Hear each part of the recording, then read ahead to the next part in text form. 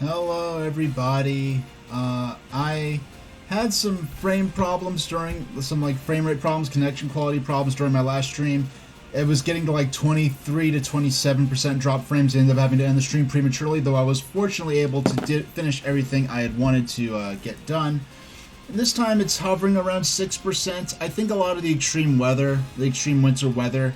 I know I've been talking to my neighbors in this apartment building, and they've said that since there's been a lot of extreme winter weather, and that it's been their internet and TV has been a little slower than it has been. I know they did rewire the entire building because I personally made a complaint because something was degrading in the cables or the equipment that only was affecting me because I'm the only person doing live streaming shows.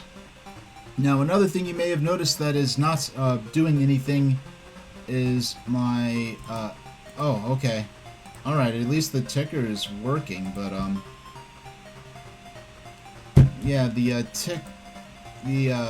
XLO token mining rig thing is, I'm supposed to be mining the digital currency of tomorrow or whatever, and it's not working. I had over 10,000 by the end of last stream, and it's down back to 25, which is what I started with, so I'm not even going to click the begin mining button.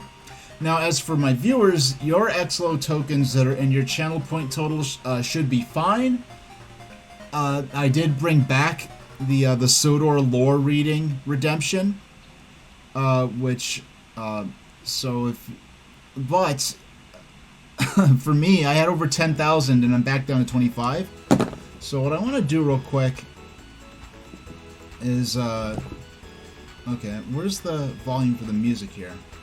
Oh yeah, what games are we playing? I guess I should get into that first, because what I want to do, I'm going to call the XLO company on this special cell phone they gave me, and see if I can get in contact with that advanced controller person and see why I only have 25 after I had more than 10,000. But later on, well, we're going to be playing some Game Boy Donkey Kong. Yeah, this cartridge is a bit of a poor performer, so I'm actually going to lead up with this instead of playing a pinball or alleyway or something first. We're gonna play this, but first, I saw this reflection of my stream deck in the screen there for a moment. But first, we are going to be reading some Nintendo Power. The Nintendo Power that featured Game Boy Donkey Kong, which I did not get to read through because I had to cut the stream short. Well, I got to read through part of the Donkey Kong article. We'll actually spend our time. I was kind of rushing through last stream. I just barely was able to get through everything I intended to get through last time. But for now, let's mute this and actually call up and see what we can find out. Okay, the advanced controller is on auto dial. Let's see if he picks up. Your Hello. Turbulence, the inflation-free, non-legal tender digital currency of the future didn't go anywhere. They're sitting safely in your channel point wallet. I had more than 10,000. I only have 25 now. No, I gave you 25. You still have 25. You've lost nothing. Ilfmir, you lost nothing. Nothing. No thing. You never had more than 10,000 tokens, and I have no idea what you're talking about. I have it on video. If you had pressed the begin mining button like I told you to, I did. You'd have hundreds of thousands of XLO tokens by now. Instead, you have nothing but the 25 you started out with back on Saturday, which is set. What? Station H. Yes, she had Ace, the little Excuse human me. baby butt that I love dearly so much. Baby I butt. believe that after I, the advanced controller of the great currency, which is me, What? gave you from the goodness of my own beating creature heart 25 of my very own XLO tokens, non-legal tender digital currency of the future. That you would betray me like this. Betray you? You took my money. Can't believe that you are accusing me of having stolen 10,000. I didn't say I'm XLO not. tokens out of your money hole to misappropriate toward purchasing a cursed artifact on the dark web as part of a plot to hate and destroy mankind. I didn't accuse you of something that specific. Good. Keep it that way.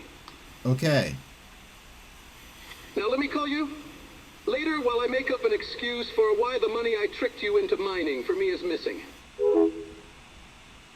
I don't think he realizes that he's saying a lot of this stuff out loud.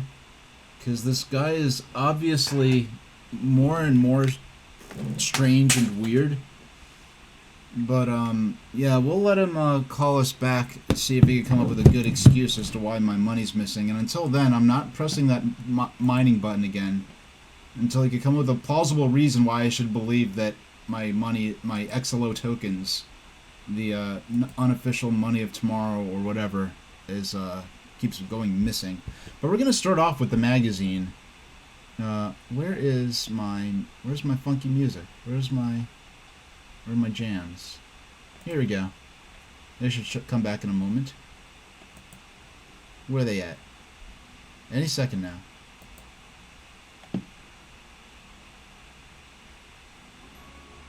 There we go. So yeah, so we had this is the issue. They made Donkey Kong the cover story. And what I was saying last time around was that this Donkey Kong game for Game Boy is kind of like the Kid Icarus Uprising for Donkey Kong.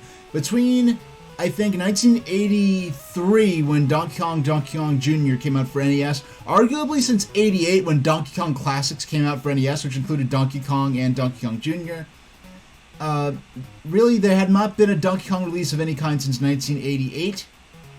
And Donkey Kong was kind of a lapsed franchise in Nintendo. Now, there was a rumor, well, there was a listed Nintendo game, and I believe Nintendo of America's catalog, saying that a game called Return of Donkey Kong, or Revenge of Donkey Kong, was coming. And that game never was mentioned again. I want to do some research. I wonder if that game ended up becoming this instead. And they're like, okay, NES is dying, but we have, the new Game Boy, which has similar capabilities. Let's make it on Game Boy instead. I don't know if that's what happened.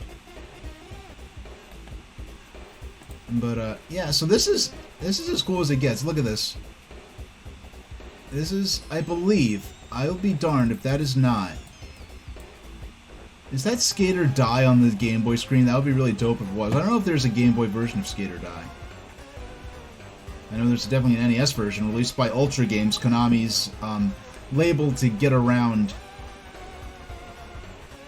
the Nintendo's restriction on who could publish games and how often. But yeah, so we looked through some of the magazines. I mean, some of the issues, the letters to the editor here. One person was asking about the DigiPen Applied Computer Graphics School that ended up even to a more specific degree, specifying in game development, game design. And now, Editor's Corner, we didn't read this before. Gail Tilden, that's a name I remember. That's a name I know of. I remember reading some interviews that are after the fact of them leaving Nintendo, but, well, the buzz around here is Super Game Boy. What an exciting product. For those who don't own a Game Boy, but do own a Super NES, it opens up a whole new library of games for you to play. Link's Awakening is really amazing when played on a regular TV screen. And the addition of color makes the play experience even more enjoyable if you own a Game Boy and a Super NES. Now you can have the best of both worlds and you can still take it with you. Super Game Boy has also changed the way software developers approach new Game Boy titles. I think we'll be seeing a lot more detailed graphics and games that are more in-depth. And one could say, I mean, in North America definitely, and in Europe, maybe in Japan not to as great an extent, but in terms of North America, Link's Awakening was one of the games that I think really opened a lot of people's eyes to, like, oh, the Game Boy, it's not just for alleyway Super Mario Land. This is capable of real console quality experiences of a full-fledged Zelda game to approach it in some ways, even surpass Link to the Past on Super Nintendo. Now, what I find interesting is what the perception of Link's Awakening would have been like in Japan, because the engine, so to speak, that Link's Awakening ran on was used in an earlier Game Boy game called, I believe there's one of the main there are a few different translations, it was never officially localized, but For Whom the Frog For Whom the Bell Tolls, or For Whom the Frog Bell Tolls, which was sort of an action RPG featuring a character that made a rather significant cameo appearance in Link's Awakening as sort of a joke that only made sense to Japanese players who knew who Richard was, and the whole thing with the golden leaves. So, yeah, so here we have this walkthrough for Beauty and the Beast we looked at. And by the way, this is going to be a bit of a shorter stream. I guess I have a big announcement to make. I might as well make it now. I'm working on a book. I mean, I do a lot of writing in my professional and recreational lives, but I am very specifically working on a book that I'd like to have a I do have a couple of different publishers who are willing to look at my manuscript, and I would like to present these to them by the end of the year. I would say even by summer, but there's some things going on in the summer that I potentially might want to write about in this book, because the book includes a number of personal experiences, and I'm doing some interesting things this summer that may be worth writing about. But, yeah, so we have Illusion of Gaia, Young Indie, Step Aside. Yes, we have Clay Fighter. Yeah, they did a couple. This publisher put out, or this developer put out a couple of these claymation animated 16-bit games. One of them was Clay Fighter, and the other was Claymates, which I understand to be a sort of shape-shifting platformer that is now available on Switch Online. So I do want to take advantage of that sometime, and maybe before the end of the year. I really need to... I have my list of games I want to cover up through early springtime already nailed down. I need to sort of figure out what else I'm going to be playing. My only two RPGs I will be playing this year, I can say confidently, are going to be Pokemon Red and Paper Mario The Thousand Year Door, and I'm only going to be playing Thousand Year Door because that's an important... Very seldom will I buy and play a game on principle. Thousand Year Door is a game I will buy on principle. Also, there's been rated a 20th anniversary edition of Beyond Good and Evil, and if that comes out and is available for Nintendo Switch, I will be buying that, and I will be incorporating it into my streaming schedule as soon as possible. That's a very important game to me, Beyond Good and Evil, and they've rated... The game has been rated, which means they have something close to a finished product, but they have not... officially announced the game, and they have not given a release date for it. The main games I'm going to be, well, there are several games that I'll be playing. Oh gosh.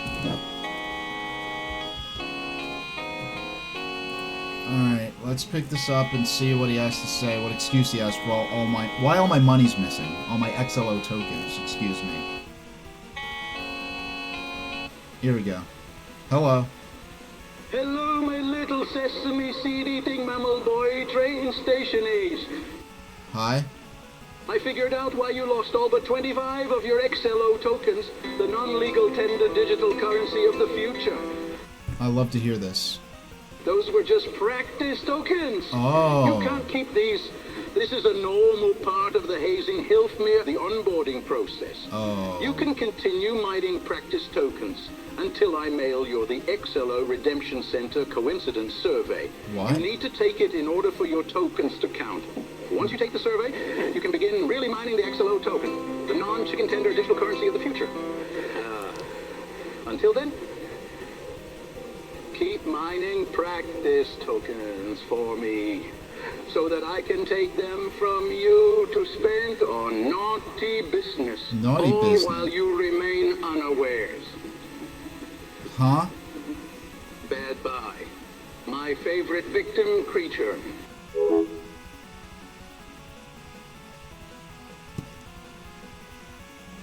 You know, I regret being involved in this and whatsoever, but I might as well... It's not costing me anything, so I might as well start mining these. Unless he's doing something really crazy and illegal with them, I'm really not too concerned about losing them, which he flat out said he's going to do to me again. But now I'm really interested in what this coincidence survey is and why it has to be mailed to me. I don't think I've ever taken a survey via the mail before. I don't know why I'd want it via mail instead of...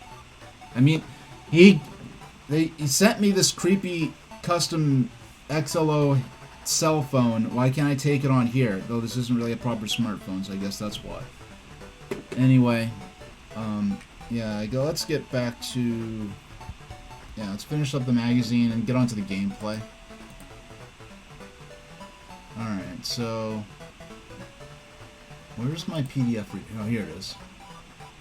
Oh yeah, so here's a Super Metroid comic. These will be reading, whenever I get to playing Super Metroid on stream, we will be reading through these. Yeah, there's so many games I want to play, but I really do. This book is very important to me, and I'd like it for it to be available as soon as possible. And I don't mean like, it's not just going to be an ebook, it's going to be an actual physical book. And my thought is, I may need to actually forego my Wednesday streams, or maybe make Wednesday streams an every other week thing. I'd rather not, but... So here we go, Donkey Kong. It's a reunion. The characters from Donkey Kong have returned to relive old times, and now each is a little older and wiser. New moves, new tricks, and new levels bring a great look to this Super Game Boy game. So the title screen and the pause screen, and some, I guess, the menus are all in full color, which is pretty impressive when played on Super Game Boy. Hey there, Kalakaboy. Kalakaboy saying Happy Wednesday, just checking in from New Orleans at Disneyland. Oh, well, I hope you're having a good time there. And, oh yeah, and I know you've got a lot of XLO tokens saved up, so next time you're, not on the go, you'll be able to redeem Sodor Lore Reading again, which has both low and high cost options. So people with just a few tokens and people with a whole bunch can both enjoy having me read deep lore from the world of Thomas the Tank Engine and Friends. And I did actually make some improvements in how I went about doing that. Now, down here is interesting. Now, check this out. Here, there's a roulette minigame where you could get between, I think in the final version it's between 1 and 3 extra lives. And this version, it's between 1 and 5. And it's a much simpler spinning wheel interface. No, you know what it is? It is like the final one in that I think a light is spinning around. But it's a very simple interface where Mario's spinning a wheel. And the final version, it looks a lot more like an actual casino spinning wheel, like slot machine type game. So here we have the original stages. We have some of the new things like switches, ladders. So Donkey Kong 2 came out in 86. Oh, you know what? Donkey Kong came out in 85, and Donkey Kong Jr. came out in 86. I wonder if they doled those releases out, because in Japan, I do believe Donkey Kong and Donkey Kong Jr. were... Donkey Kong was definitely... Donkey Kong was the killer app for the Famicom when it came out. There's Donkey Kong 3. And if you don't know of Donkey Kong 3, I am not kidding you. Donkey Kong 3 is a shooter. I am not kidding. I love saying that out of context. So yeah, it's a shooter where Donkey Kong is in a greenhouse swinging on ropes, and you play as an exterminator that shoots bug spray up Donkey Kong's rear end to make him go up the ropes and into a beehive. And you protect flowers at the bottom that the bugs in the greenhouse are trying to kill. So you have some walkthroughs of the early stages. You have the boat stage. Donkey Kong Jr. Math. This is a game, someday or another, I will play Donkey Kong Jr. This is a game I've wanted to play since the beginning. Donkey Kong Jr. Math is one of those games that very infamously is, I don't see it so much anymore, but about 20 years ago, man, I can't believe I'm saying this without exaggeration, but about 20 years ago, I'd often see Donkey Kong Jr. Math on worst games of all time lists, and as a kid, I mean, I played, Number Munchers on Apple II. Edutainment games are fun if you know that's what you're getting into. So I'm interested to see if Donkey Kong Jr. Math is bad because, it's math, edutainment, math sucks, or if it's just that it's not a well-made edutainment game.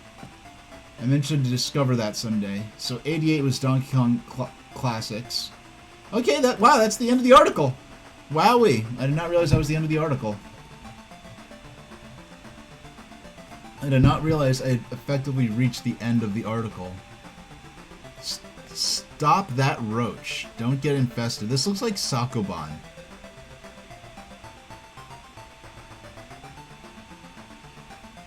Yeah, this looks like a Sakoban type game. No, wow! Okay, how about that? Want to talk about some good product placement? We've got the original Game Boy, we have the Super Game Boy gallery. We have Super Game Boy being hyped alongside Donkey Kong for Game Boy, which is the first game especially enhanced for the Super Game Boy. You know, it's interesting to me. Look at this. Yeah, this is a look at this prototype placeholder Donkey Kong Game Boy label art for the cartridge, or excuse me, not cartridge, game pack. We want to use our official terminology when we're reading Nintendo Power, right? Last month. Okay, so that means I'm interested now. We're gonna have to next show. We're gonna look at the issue before this one. This is 61. I have to look at issue 60. Last month we gave you a preview showing what Super Game Boy is all about, not being ones to leave well enough alone. This month we're gonna delve deeper into exactly what makes Super Game Boy tick. There's a lot more than just slapping a Game Boy cartridge into a Super NES adapter. A virtual bevy of options, and really cool options at that, are right at your fingertips. We're Nintendo. Thank you. Providing you with great gameplay is what we do. No thanks are necessary. Just give Super Game Boy a try. We know you'll like it. Insert any Game Boy cartridge into the Super Game Boy adapter and play. Since Game Boy was introduced in 1990, Game Boy came out in 1990 in North America. You know, it's funny. I think of those 1989 copyright dates. And yeah, so I guess Japan got it in 89. So that's why all the early copyright dates are 89. But in North America, I guess it came out in 1990. Since Game Boy was introduced in 1990, the question on many minds was, when is Nintendo going to make a color Game Boy? The answer is still, Nintendo has no plans to introduce a Game Boy with a color display. But the truth is that Super Game Boy is just as good, if not better. Yeah, right. Being able to take what Super Game Boy can do for specially enhanced games can be impressive, and what it did for Space Invaders was unprecedented and not attempted by any other game, which was they put a 16-bit Super Nintendo version of Space Invaders on the Game Boy cartridge that could be played when inserted in the Super Game Boy. Amazing tech. But yeah, taking Metroid and just tinting it all red, that's not tantamount to a color Game Boy. Come on, guys. The default, yeah, so they just show how you could change you could customize all the colors. I can tell this is dark. I never even saw this game before. You know, this is good sprite work. This is great sprite work. Because without even zooming in, just from the hat and like the shape of the beak and the way his stance is, I could tell this is clearly a Darkwing Duck game. There's Wario Land, Super Mario Land 3.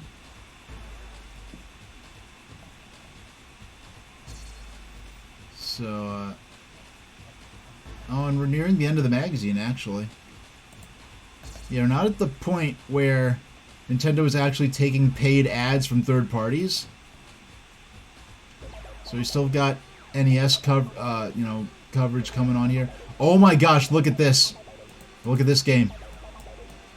Socks the cat rocks the hill.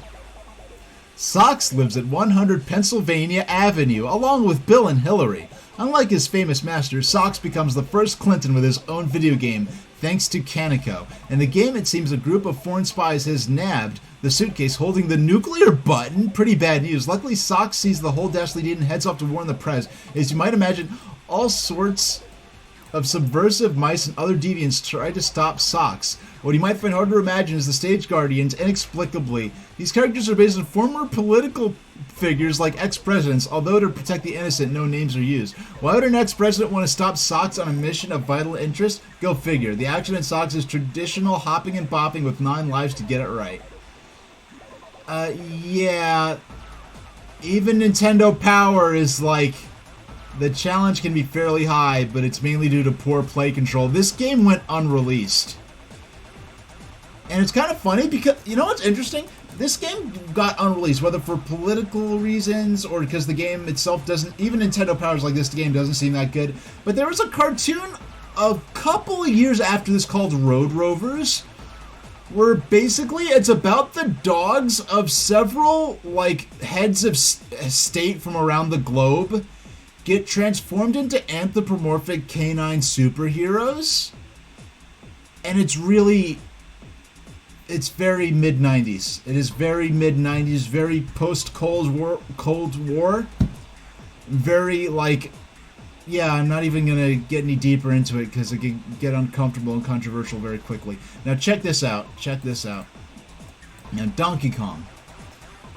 The first game designed with the color palettes for the Super Game Boy was inspired by one of the first ever video game hits, Donkey Kong. Nintendo's favorite hero, Mario, must grab the key and make his way through a vertical maze construction site to unlock the door and move on. His goal is to rescue Pauline, who has been ape-napped by Donkey Kong. In this new version, however, the construction site is just the beginning and dozens of levels quickly become very complex. If you want to learn more about how you can outwit this 800-pound gorilla, turn to this month's review. The classic layout has returned. The classic has returned, much bigger with dozens of new levels of the Super Game Boy Color palette. This game will look great either on your Game Boys or Super NES, challenging and fun. Minus, the play control is styled after the arcade games, not the Super Mario Brothers, so it can be confusing at first. That's a very astute and honest observation for Nintendo Power to point out. It's very, actually, it's a very good, very honest.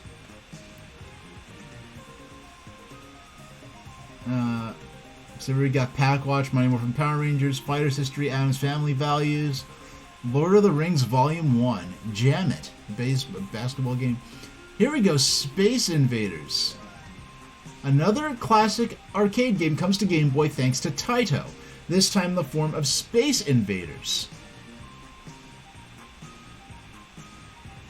Okay, it's interesting. They don't mention the Super Nintendo enhancements that can be experienced when you pop this game into a Super Game Boy. That's very interesting. They don't mention that.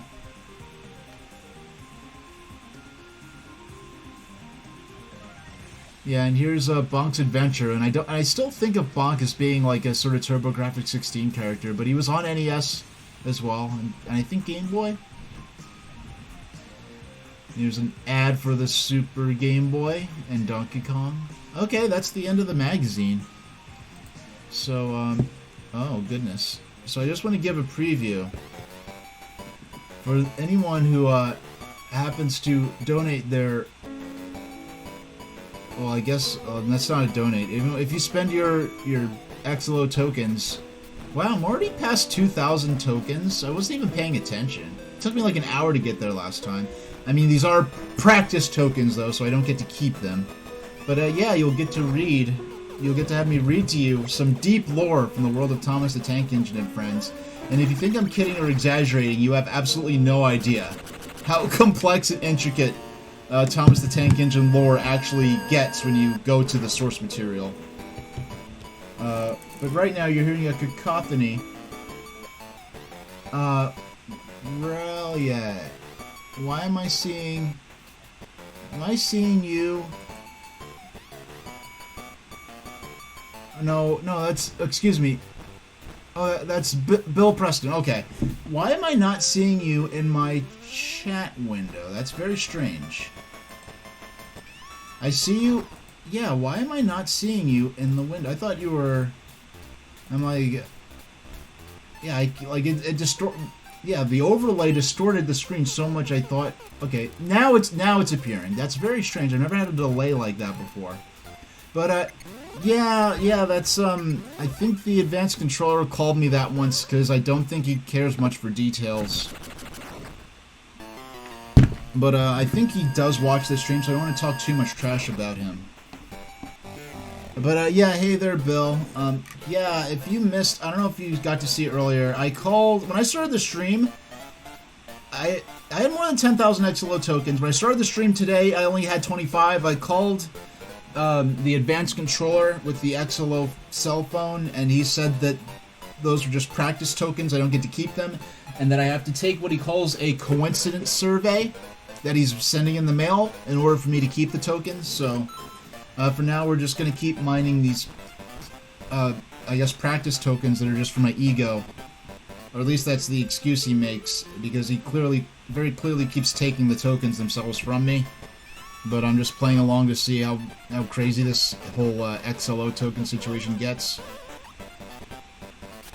Hey, it's using the... Okay. It's using... This is the music they use for the, There we go, I had to get more momentum. Alright, so I could open and close that switch. What are these little rock guys? We got 2 out of the 3 treasures already. Alright. Okay, I guess we'll...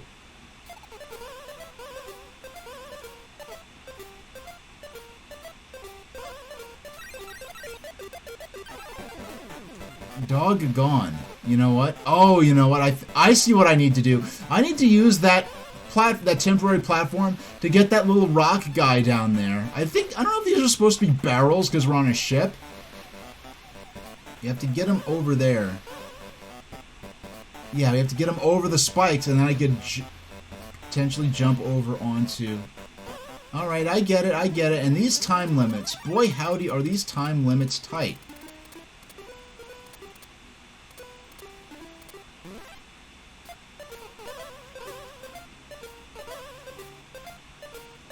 Yeah, because they definitely did not... Wait a second. Can I? Oh, I could swim! I could swim. I did not consider the possibility that Mario could swim in this. That's very interesting. I did not know that. That I would have remembered that. That proves I haven't played this far when I played this game previously. Because in Mario vs. Donkey Kong, I don't think there's any swimming sections that Mario can participate in.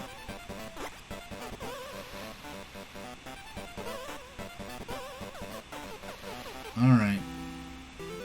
You got all 3 treasures. Yeah, I'm only gonna be playing for until about until about 6 o'clock. And we got a 2-up, which is the highest available on this. Yeah, they polished this the board so much compared to the bonus roulette thing. Hey there, Azurest. Oh my goodness, these little knight dudes. Yeah, so, Azurest, you missed it. I called the advanced... when I started the stream, I only had 25 XLO tokens. After I had more than 10,000, I called the advanced controller with the special phone he gave me, and he said that...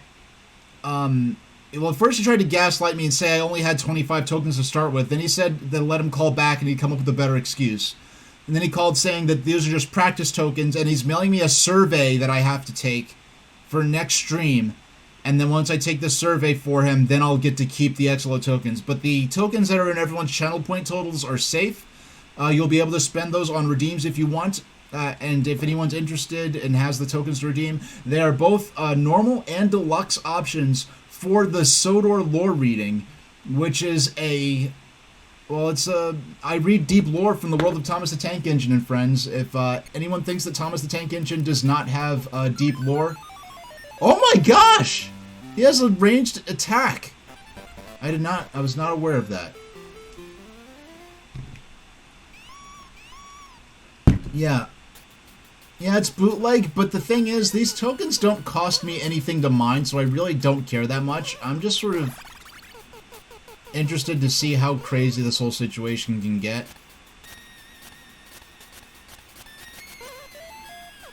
Oh my gosh, I did not mean to jump that far. Okay. We need to grab that key. So we grab the pole, swing up. We have to swing up, but not too far up. Okay, there we go. No! I missed the key. I missed the key. I jumped right over the key. And there we go. We pick it up. There we go. Oh.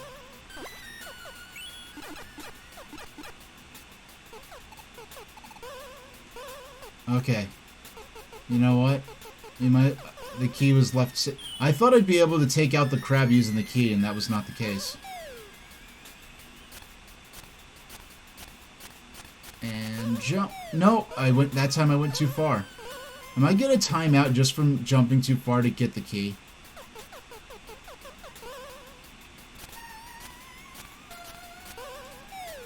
Okay. for future reference, that's about 6. Alright, let's just go for it. Yeah, some of these levels are really puzzle-intensive. Some are just very simple. Just take the key over a little bit and you're good.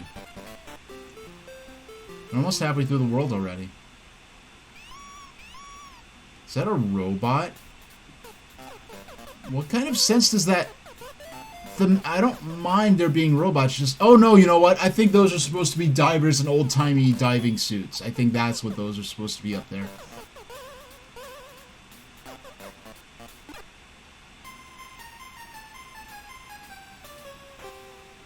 I did not know you could die that way. Okay, now I know. Help! Help!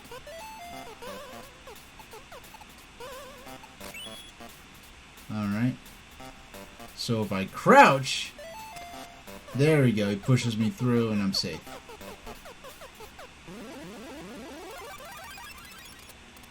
Okay, so I could only build a ladder...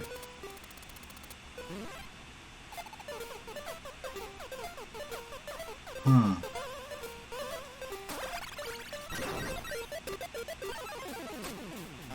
I'm not sure. I got all 3 treasures. I'm not sure what that ladder is supposed to be useful for. I don't seem to need it for anything in particular. Oh. Are these divers dangerous?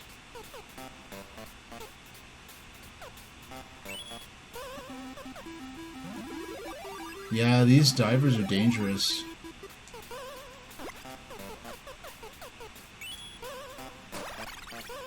Oh my gosh, there are 4 key... What? I've never seen this before. Okay, yeah, I guess the other doors were fake. I've never seen fake door... Yeah, I would have remembered that there are fake doors, even 20 years later. Actually, it's been... Yeah, it's been 20 years. It's just weird saying 20 years this, 20 years that without exaggerating. And the fact that 20 years ago, like, I think the Nintendo DS, the 20th anniversary of the announcement of the DS was just a few days ago. It was like the 19th of the 20th. Yeah, it was the 20th. It was the 20th anniversary, I think. It was either the 19th or the 20th they announced that thing.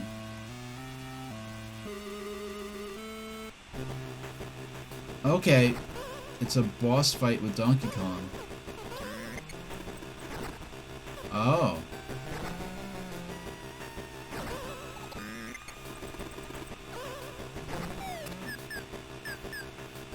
Okay.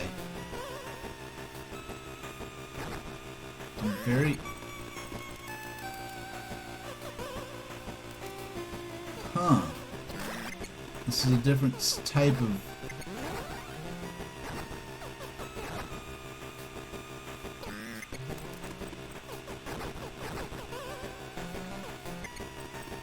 I love all these levers and switches. This is great. Alright. Okay, that was close. Oh my... No! I fell off the spikes, doggone.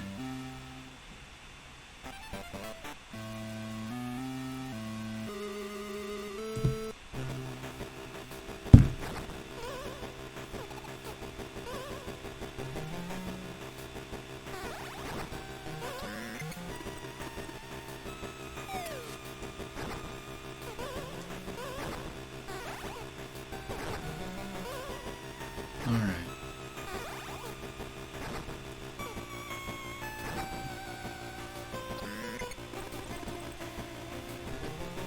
Okay, so if we hop on over here, and up, climb up here, jump up here. Alright, so I'm safe from those. And I can hop my way across, hit this switch to open that door. And I have to make my way back across. Okay, we're safe. We didn't get this far last time.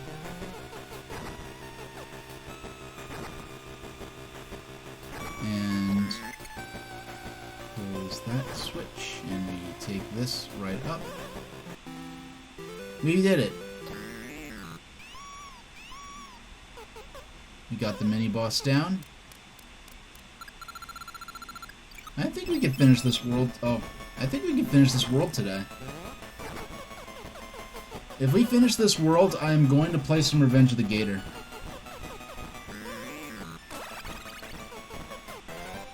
Da-da-da-da-da-da.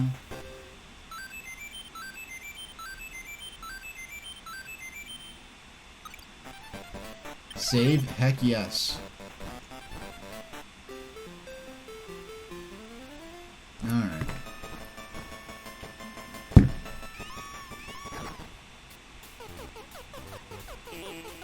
Alright. Let's see what's over here. Oh, there's sparks on these wires.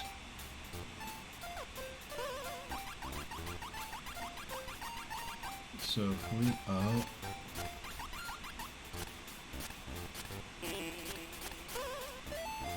Okay.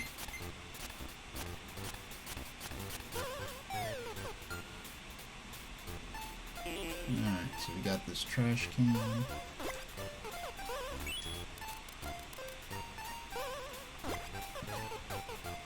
I didn't realize the...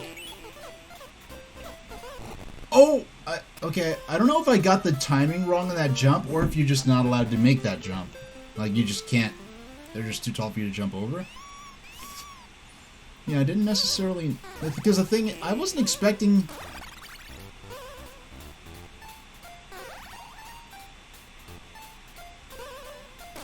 Alright. Yeah, but like Nintendo said, the controls are very clearly based on Super Mario Land.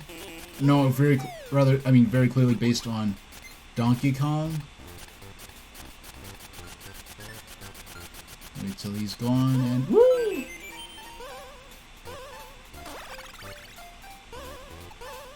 Oh. I triggered him to... Okay.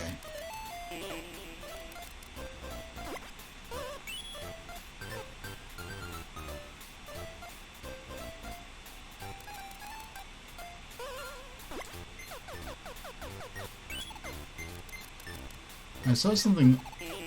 Oh, you know what?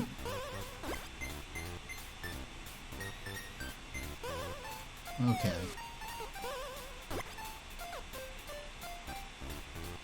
Take the elevator down.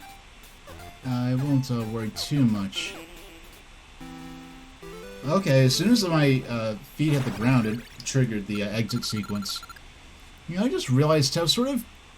If you look at that Mario sprite in the upper right for his how many lives he has, actually you can see it in the center. It's just such a simple sprite to depict Mario.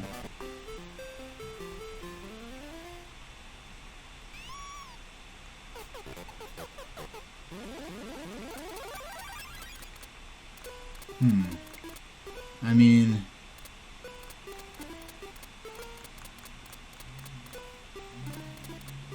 if we use this bridge, get the those evil divers to the other side of the map. There we go. Now they're stranded. And we'll put that there.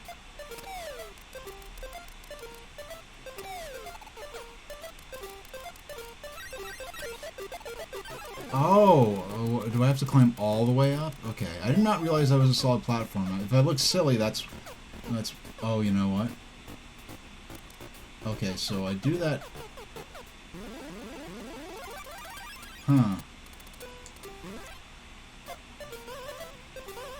So yeah, I can't jump and touch the ladder. I just realized this.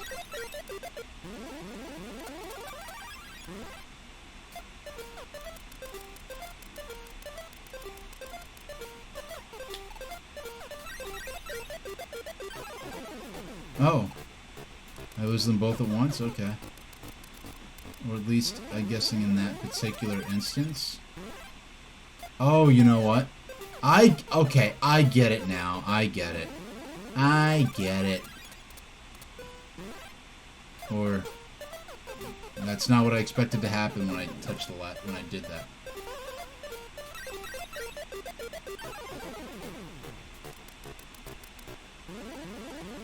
And I'm starting to run.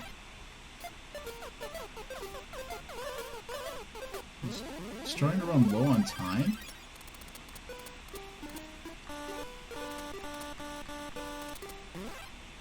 Okay.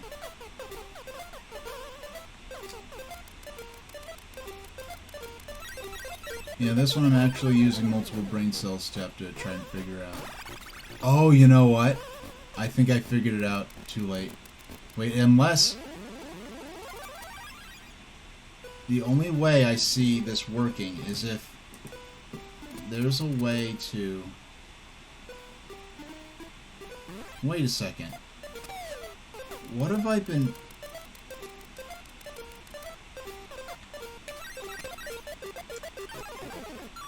Okay, I was about to die from time over anyway, so I might as well.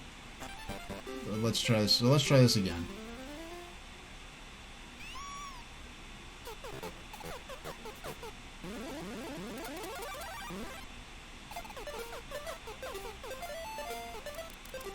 Climb up.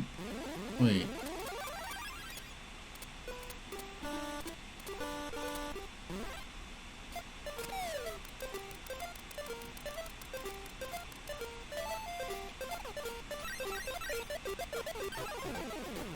Alright.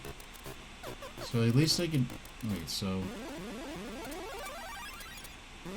First I get those guys to go to the other side.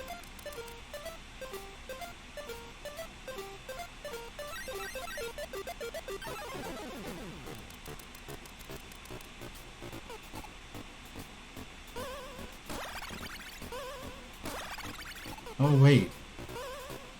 If this is... Okay, I was about to say, if I'm supposed to jump over this to the right, that would be ridiculous. Because it does not... That does not look like a valid part of the playfield.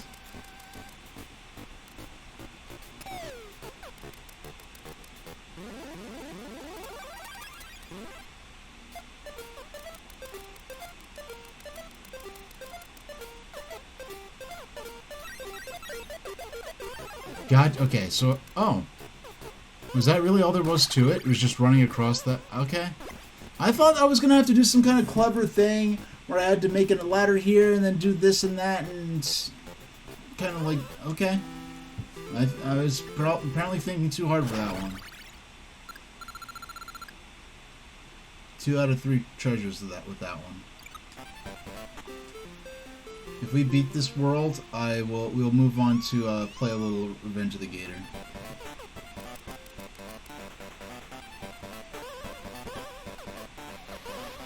Yeah, here comes the little...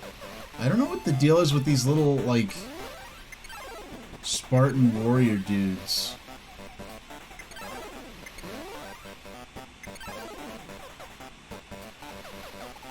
I can't guess what they're supposed to have to do with a sailing ship, but... Oh, you know what?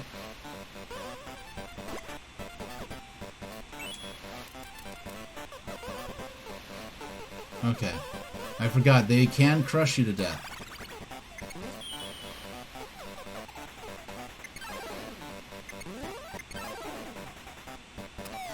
So I have to take this staircase down, or ladder rather.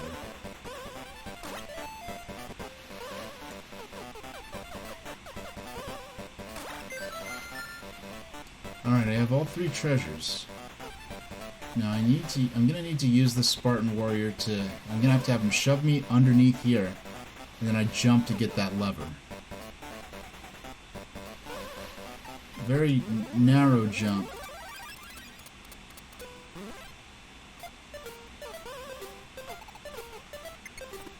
There we go. So once that reappears, I'll put the switch where I actually need it. One thing I do regret is that there's about the interface for... Wait. No, it does not change if I press start. Yeah, there's no way to see how many of the 3 treasures you have. You just have to keep track in your head and see where the outlines for where they go are at. There we go.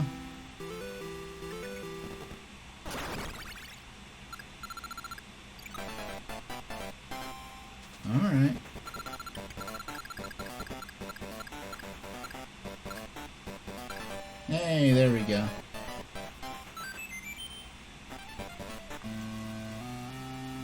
And the boss fight of the stage.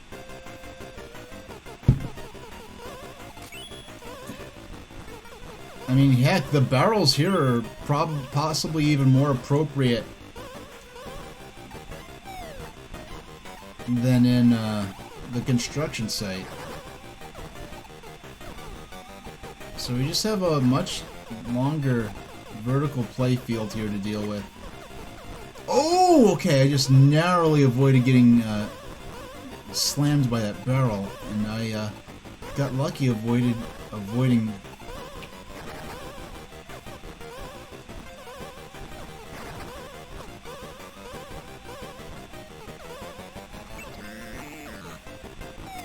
Let's go reload on our ammunition down here.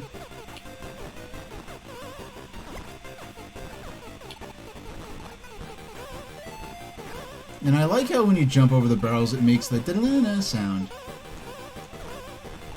I don't know, I feel like the controls here are significantly more fluid than an arcade Donkey Kong. Or like NES Donkey Kong. This feels a lot closer to the Super Mario Brothers games than the arcade Donkey Kong ever did. This should be the last one.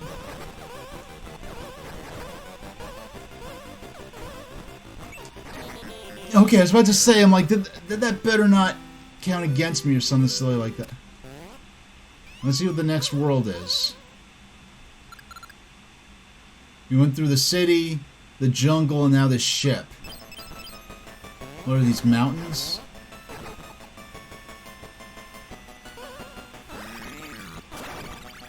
Oh, look at Mario go. And he even does a little, you know, like, yo, I'm great thing.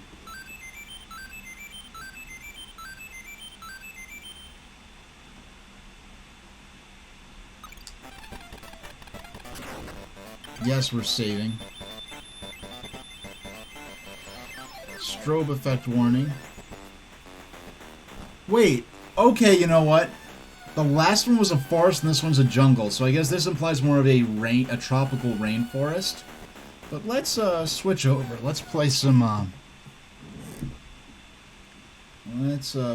Revenge of the Gator and call it a stream. Here we go. This is Revenge of the Gator. This is by the same people who brought you Kirby's Pinball Land on Game Boy. And when we play Revenge of the Gator, I should have had this open already. Where's my... Yeah, there are my Gator scores. 1, 2, 3. This is only my 5th time playing the game, actually. My 5th... Not 5th instance of playing the game on stream, but just like my 5th actual proper round. I haven't played a whole lot of this. Alright. Wow, I already have 17,000 tokens?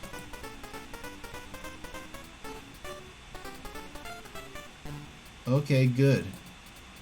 I'm happy for me, I guess. Okay.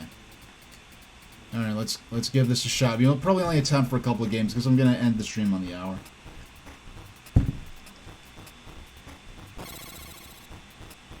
Alright. So, this is, I first heard of this game, for those, because it's been a few streams since I've actually featured, I know I featured on my title screen because I might get to playing it. The last several streams I did not get around to playing it. I first played Kirby's Pinball Land, kind of a sequel of sorts to this. Or a spirit, it's not really a sequel, and even in the spiritual sense, but I would say that Kirby's Pinball Land definitely feels more like a sequel to this than a sequel to this particular game. And Bill in chat saying they didn't think they'd ever consider themselves someone who enjoyed watching pinball, but they kind of like it.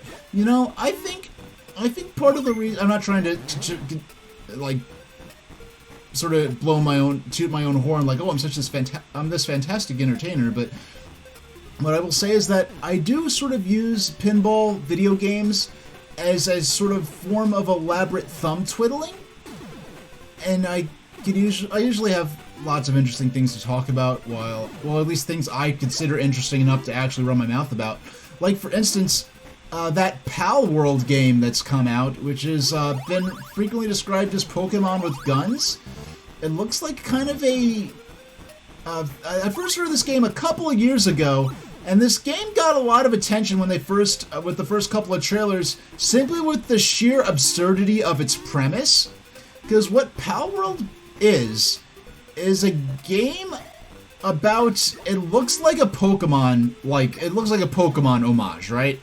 We have these cute, collectible, catchable creatures that are real super cartoony art style, but then it's combined with realistic firearms, and you're able to abuse these creatures in various ways and use them as ammunition and force them to be slave labor for you.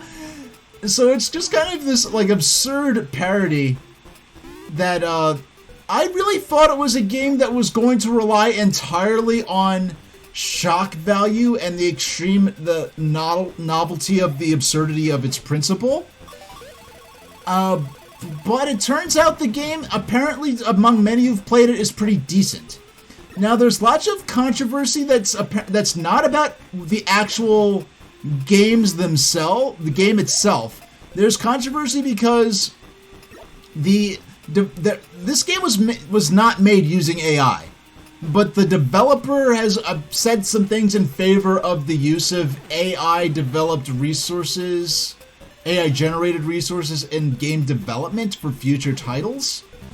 And there's a lot more to that than I have the time to even begin talking about. So people are mad about this game because the developer has said some pro-AI things. But even though none of that has anything to do with this particular game, then there's people accusing it of being an asset flip, and that they purchased some assets from an existing library of assets that are specifically made to be reused in other games. That does not make it an asset flip, and I'm not a fan of this game. I will never play this game. It's not, even aside from the whole novelty of it, this is not a game I would play. Whether it was just... Yeah, it's just not a game I would play. So it's not like I'm defending this game because I'm a fan of it and want it to be perceived positively. If it's...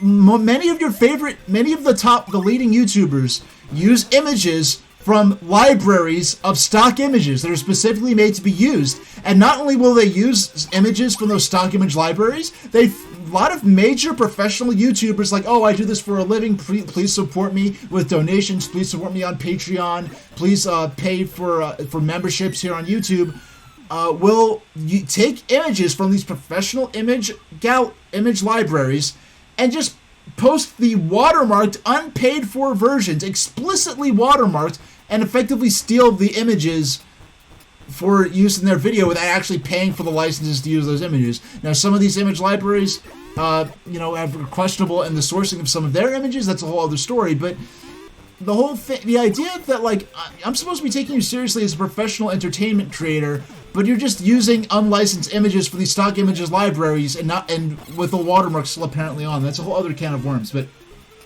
unless you think that YouTubers should never use images from stock image libraries or stock footage from stock footage libraries, then why would you be mad at a developer for using, maybe textures or certain objects and making a game with it? When you talk an asset flip, that's something where they will take the actual stock assets, put them up, assemble them into something that could at the very... and only in the most very liberal definition can be considered an original game, and post them directly to a digital storefront to be purchased by unsuspecting people. That is an asset flip. People are finding... the whole AI thing, that's a whole other thing. I'm not going to comment on that, but people are... And then what amuses me the most is people saying that Nintendo or the Pokemon Company should sue the developers of Pal World for copyright infringement on Pokemon. That's to say that, their designs of some of the creature designs are very specifically based on certain Pokemon. But if Nintendo or Game Freak or the Pokemon Company were to sue Pal World over the game they made, then Nintendo shouldn't have won their lawsuit over Donkey Kong. if Pal World is copyright infringement of Pokemon, then Donkey Kong is absolutely copyright infringement of King Kong. Because a judge decided that, hey, Donkey Kong is at most a parody of King Kong, which is protected under fair use. So Nintendo won in that aspect, but the main basis by which Nintendo won that lawsuit was that Universal, who was suing them, did not own the rights to King Kong. Universal licensed King Kong to make a modern version of the movie, but they did not own King Kong itself. Yeah, and there's Digimon, and I think Digimon may or may not have technically come first or almost at exactly the same time as Pokemon. Then there's Yokai Watch and other monster creature catching games that Nintendo has published on their own systems.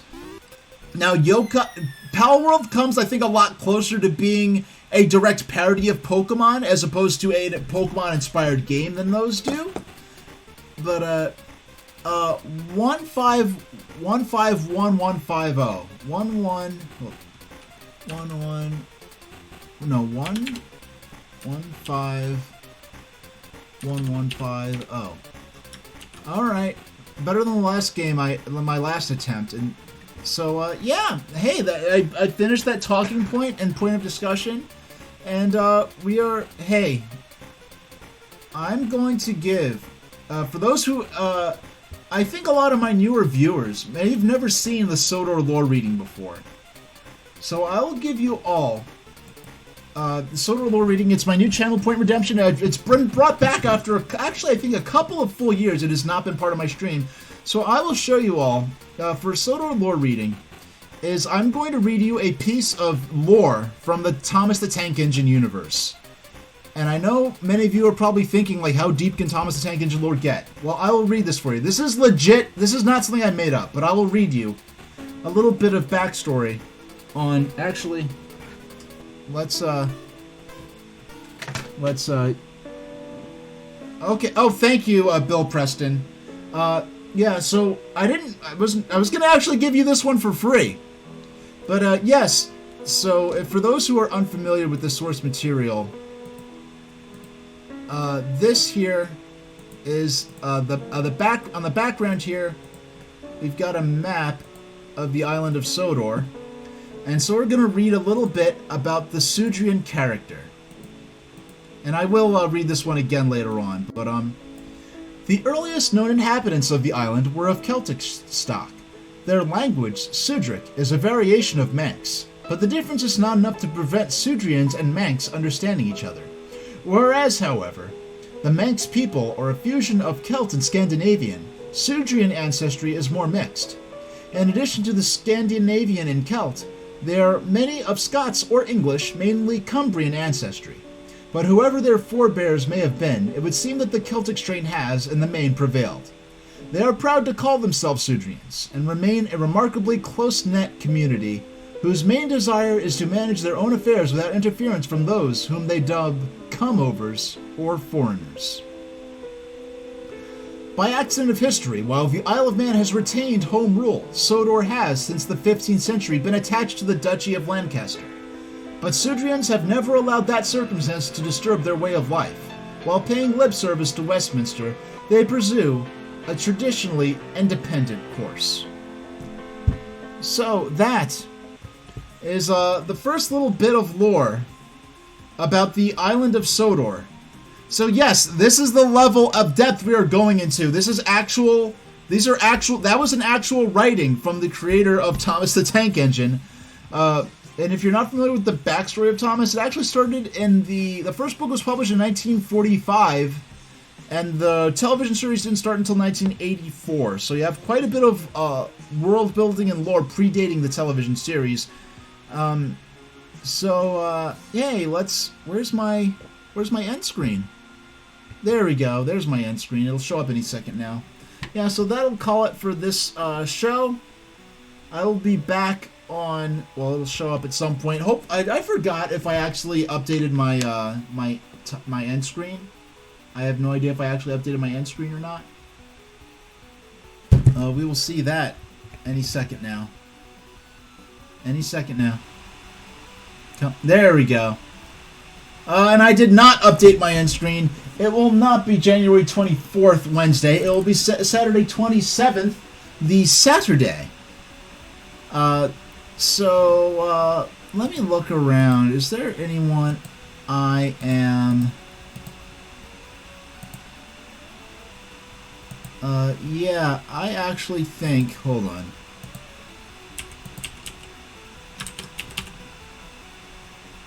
Let me see who's around. Hey, how about... I'm gonna send y'all over to, and yeah, and Bill Preston was saying it looks like that XLO miner looks like it's been exponential as the stream goes on. I don't know if they're letting me mine more because the advanced controller said that these were practice tokens and I would not actually get to keep these. So I think he's just playing some kind of game, or he's tricking me into mining these so that he could take them from me. But I'm gonna send you over to Harvest, who's playing World of Warcraft. And if you have not heard someone who really loves World of Warcraft nerd out about this game, you're about to right now. So I will see you all next time, and thank you very much for watching.